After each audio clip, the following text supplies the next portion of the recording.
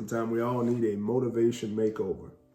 I wrote this book while grieving the loss of my mother and father, and those of you who have lost parents, you understand that pain all too well. There's a section in here called Hurricanes where I parallel the event of Hurricane Katrina to some storms of life. Now, what prompted me to do this is I thought about my mother during Hurricane Katrina and her passion and resilience to continue on in spite of all of the calamity that she was challenged with. I'll read an excerpt for you. It says, "After a few days, my brother called me. He was safe in Texas and told me our mother was unable to be located. Later on that day, my mother called and she was in Mississippi.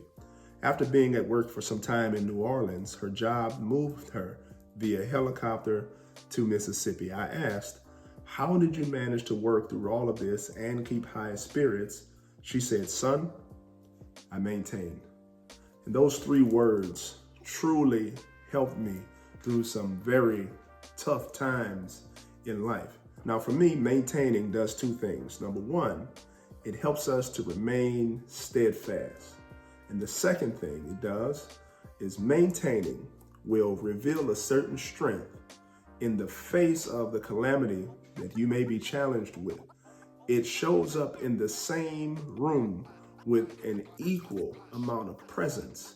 And that presence will become overwhelming, so much so that the calamity doesn't have an effect as some would think it would. John Maxwell said this: "Life is 10% of what happens to us and 90% of how we react to it." I firmly believe that in that 90%, most of it is maintaining. So whenever you find yourself challenged with turmoil, up against the wall of trouble, or feeling like the walls are closing in on you, think back to Joycelyn Marie Andrew, August 23rd, 2005, a 57-year-old single woman who was transported to VA Medical Center to work through the flood waters of Katrina.